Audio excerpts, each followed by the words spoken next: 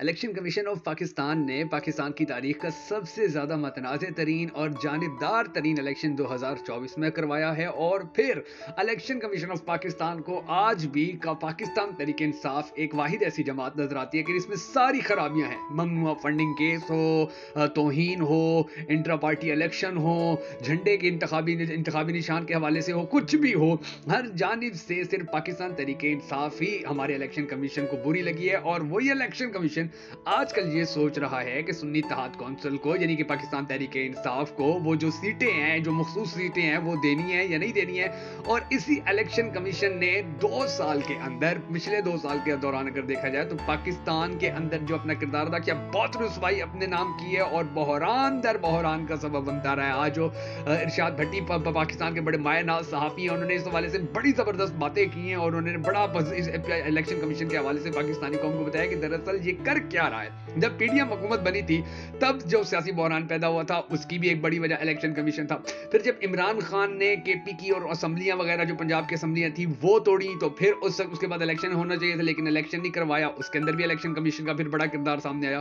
फिर जब पीडीएम हुकूमत खत्म हुई तब भी इलेक्शन करवाने के अंदर जो इलेक्शन कमीशन था उसने अपना किरदार उस तरह से अदा नहीं किया जिस तरह किया जाना चाहिए था। 90 दिन के अंदर इलेक्शन होने चाहिए थे, वो कहां इलेक्शन 6 महीने 8 महीने आगे लेकर चले गए थे। यानी कि ये भी एक ऐसा तनाज़ा था कि जो इलेक्शन कमीशन ने अपने नाम करवाया। और अब आप ये देखिए कि पाकिस्तान की तारीख का सबसे मतनाज़ तरीन इलेक्शन करवाने के बाद इलेक्शन कमीशन फॉर्म 45 के तहत, यानी कि फॉर्म 45 अब तक इतने ज्यादा 18 दिन गुजर चुके इलेक्शन को, अभी तक फॉर्म 45 इलेक्शन कमीशन की वेबसाइट के ऊपर नहीं लगा है। और पीटीआई की जो 125 सीटें थी, जीती हुई जो पीटीआई की 125 सीटें थी, उनको किस तरह से हराया गया। जैसे पंजाब के अंदर ही सिर्फ देखेंगे पाकिस्तान तहरीक इंसाफ की 99 ऐसी सीटें थी जो ऐसे उम्मीदवार थे कि जो जीते हुए थे फॉर्म 45 के ऊपर, मगर फिर उनको हरवा दिया गया, झरलू फेर दिया गया। और इलेक्शन कमीशन अब चाहता है कि पीटीआई को, यानी कि जो सुन्नी इत्तेहाद कौंसिल है, उसको अगलियती नशिस्तें भी ना दी जाए। ये हमारा इलेक्शन कमीशन मुसलसल चल रहा है। अब थोड़ी सी और भी मैं इसके हवाले से आपको बातें बताऊंगा कि अब फिर ये जो हुकूमतें बन रही हैं, अब ये हुकूमतें कैसे चलेंगी, ये भी मैं आपको बताता हूँ इलेक्शन कमीशन इसके अंदर क्या अपना किरदार अदा करने जा रहे हैं। मगर उससे पहले हमेशा की तरह आपसे ये मामूली सी रिक्वेस्ट है कि अगर आप हमारी ये वीडियो हमारे फेसबुक पेज बगा फैक्ट्स के ऊपर देख रहे हैं तो हमारे फेसबुक पेज बगा फैक्ट्स को फॉलो कर लीजिए, हमारी इस वीडियो को लाइक कर लीजिए। अगर आप हमारी ये वीडियो हमारे यूट्यूब चैनल के ऊपर देख रहे हैं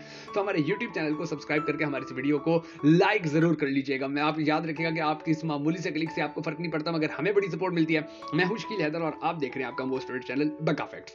अब नाज़रीन ग्रामी, जो सिचुएशन है वो ये है कि एक जानिब इलेक्शन कमीशन ये सब कुछ करता है और दूसरी जानिब जो मुराद अली शाह है, तीसरी मरतबा सिंध के वजीर आला बन चुके हैं, उनको तीसरी मरतबा सिंध का वजीर आला बना दिया गया। मरियम नवाज को पंजाब दे दिया गया है और जो अदालतें हैं वहां पर जो इमरान खान के जो केसेस लगे हुए हैं, उनकी जो अपीलें हैं वो अपीलें वैसी की वैसी, उनके ऊपर बड़ा सुस्तरमी से काम हो रहा है। और ये सब कुछ अब कुल मिला के ये सब करने के बावजूद क्या पाकिस्तान के अंदर जो सियासी अदम इस्तेहकाम था वो खत्म हो गया है? इस सवाल का जवाब है नहीं।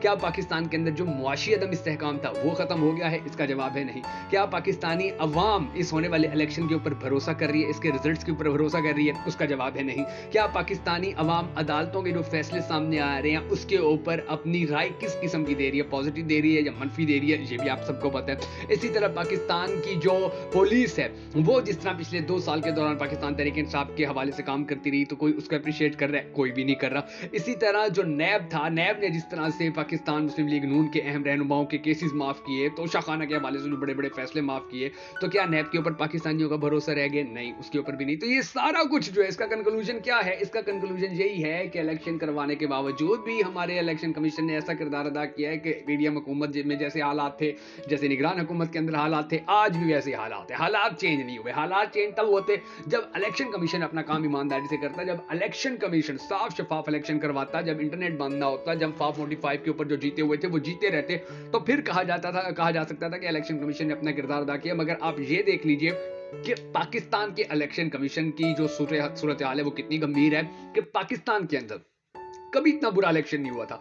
अब आप अंदाजा लगा लीजिए कि पाकिस्तान के इलेक्शन कमीशन ने पाकिस्तान की 75 साल तारीख का सबसे ज्यादा मतनाज़े तरीन और जानिबदार तरीन इलेक्शन करवाया है। और फिर पाकिस्तान तहरीके इंसाफ के अंदर जितनी भी खराबियां हैं वो सारी सिर्फ और सिर्फ इलेक्शन कमीशन को नजर आती हैं और किसी को नजर नहीं आती। और ना ही इलेक्शन कमीशन को कोई और पार्टी कहीं से गलत नजर आती है, चाहे ममनुआ फंडिंग हो, चाहे तौहीन इलेक्शन कमीशन हो, चाहे इंट्रा पार्टी इलेक्शन हो, हर जगह पाकिस्तान तहरीके इंसाफ ही इलेक्शन कमीशन को बुरी नजर आती है, बुरी सोच की मालिक नजर आती है। और फिर इसी तरह अब ये जो फैसले करने जा रहे हैं, तो ये फैसले भी पाकिस्तान की सियासत को, अब देखें वो मरियम नवाज ने इजलास बुलाया, इजलास के अंदर बाइकाट हो गया। जो सिंध की असम्बली है, जो बलोचिस्तान की असम्बली है, वहां पर एहतजाज चल रहे हैं। केपी के अंदर पाकिस्तान तहरीक इंसाफ अपनी असम्बली बना के बैठ गई है। तो ये जो सारे मामलात हैं, अब इन सारे मामलात की जो सबसे बड़ी रिस्पॉन्सिबिलिटी है पाकिस्तानी कौम के नजदीक, वो शायद इलेक्शन कमीशन का इलेक्शन साफ शफाफ तरीके से ना करवाना है। और अब देखना ये है कि जो चीफ इलेक्शन कमिश्नर है, अब 2 साल तो उनकी रिटायरमेंट के अंदर 1.5 साल रह गया, पता नहीं वो इससे पहले ही शायद उनको